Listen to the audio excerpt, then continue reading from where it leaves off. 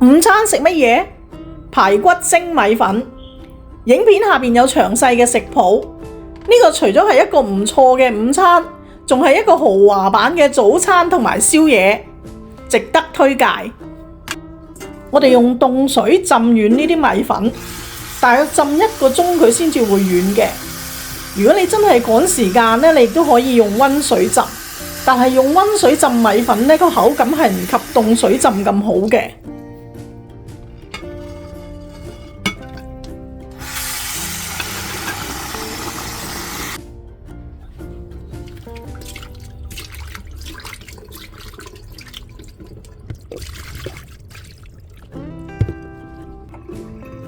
我哋攞一啲麵粉將呢啲排骨洗乾淨，你亦都可以用自己嘅方法去將呢啲排骨洗淨。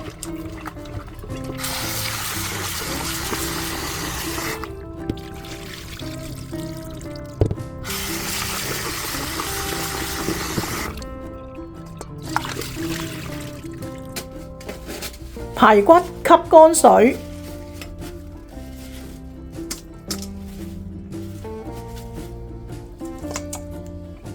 蔥分開蔥白同埋蔥綠，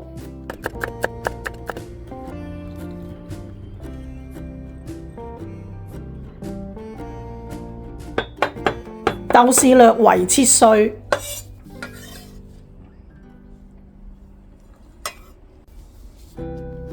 薑剁碎，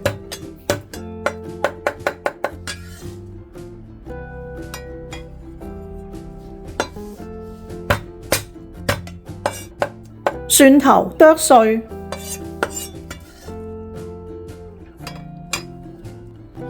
我哋灒啲滾油落呢個蒜頭豆豉嗰度，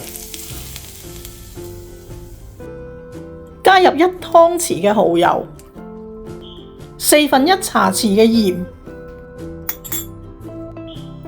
，1茶匙嘅糖，1茶匙嘅生抽，1茶匙老抽，些少胡椒粉，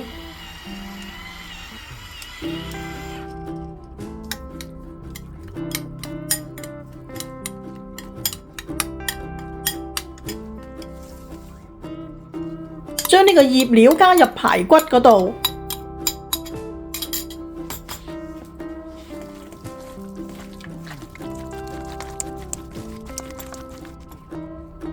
加入1湯匙嘅生粉，撈勻醃佢半個鐘。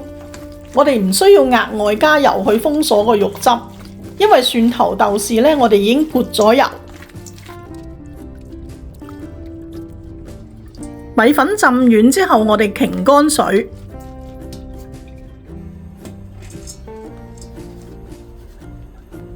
我哋俾個底味俾呢啲米粉，加入1湯匙嘅生抽。些少油撈勻，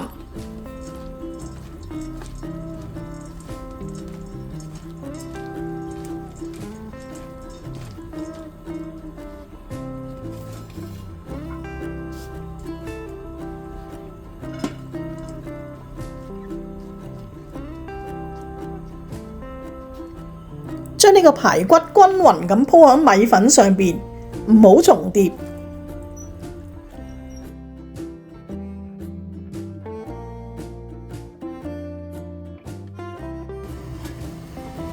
水滾落鑊，大火蒸佢10分鐘。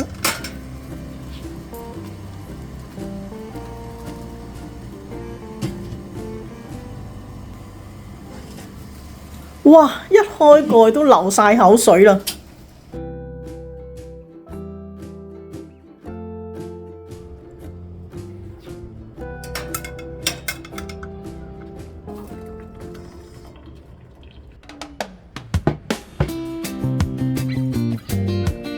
呢個排骨蒸米粉係咪超級簡單呢？